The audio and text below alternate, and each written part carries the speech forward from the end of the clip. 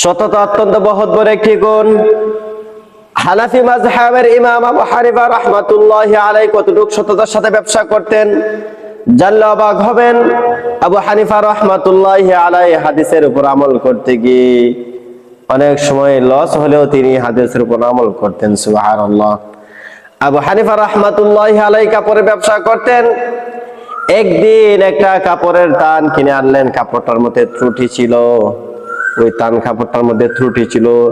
আর আবু হানিফা রাহমাতুল্লাহি আলাইহির ব্যবসা যিনি করতেন, দোকানের মধ্যে যে ছেলেটা বসতেন, ওই ছেলেটাকে আবু হানিফা রাহমাতুল্লাহি আলাইহি বলে দিয়েছেন যে তুমি যখন কাপড়টা বিক্রি করবা, যে তানের মধ্যে ত্রুটি আছে, তুমি কাস্টমারকে বলে বিক্রি করবা। ঘটনাক্রমে ওই লোকটা বিক্রি করে ফেললো না বলে আবু হানিফা রাহমাতুল্লাহি আলাইহির দোকানের মধ্যে যে ছেলেটা কাপড় বিক্রি করে, যে ছেলেটাকে কর্মচারী হিসেবে রেখেছে, ওই ছেলেটা ভুলে বিক্রি করে ফেলছে। আবু হানিফা রাহমাতুল্লাহি আলাইহি ওই লোকটাকে এসে বললেন ওই তান কাপড়টা কোথায়? ওই দোকানদার যাকে দোকানের বিক্রেতা হিসেবে রেখেছেন বিক্রি করার জন্য, তখন ওই লোকটা বলল, ওই ছেলেটা বলল আমি তো বিক্রি করে ফেলছি।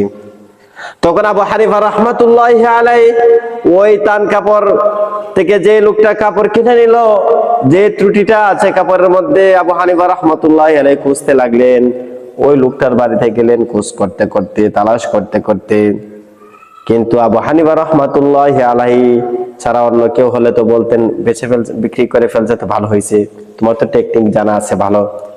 না না, আমরা কখনো মানুষকে ধোঁকা দেব না। ত্রুটিযুক্ত কাপড় আমরা কখনো ত্রুটিহীন করে বিক্রি করব না। ত্রুটিযুক্ত কাপড় যদি হয়, ত্রুটিটা উল্লেখ করে আমরা বলবো যে ভাই এটার মধ্যে ত্রুটি আছে, আপনি 200 টাকা কম দিয়ে নিয়ে নেন। আর আমরা যে ত্রুটিটাকে গোপন রাখি, তাহলে কোনোদিন আপনার কাস্টমার আপনার দোকানে আসবে না। যে লোক একবার কাপড় কিনবে আর দ্বিতীয়বার কখনো আসবে না। আর আপনি যদি ত্রুটিটা দেখে দেন যে ভাই ত্রুটি আছে, অথবা ত্রুটি যদি ধরা পড়ে আপনি নিয়ে আসবেন, আনার পরে যদি আপনি চেঞ্জ করে দেন, তাহলে কাস্টমার আপনার দিন দিন বাড়তে থাকবে।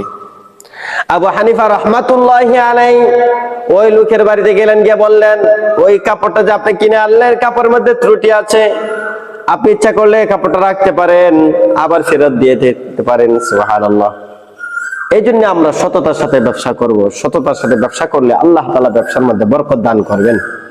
আর যদি আমরা কোয়ালিটিফুল মাল বলে বিক্রি করি, আসলে কোয়ালিটিফুল মাল না, তাহলে কিন্তু এটা গুনাহ হবে, বরঞ্চ আপনি ব্যবসার মধ্যে বরকত পাবেন না। আপনি বেশি বিক্রি করতে পারেন, বেশি মাল সেল দিতে পারেন, কিন্তু আপনার ব্যবসার মধ্যে বরকত হবে না।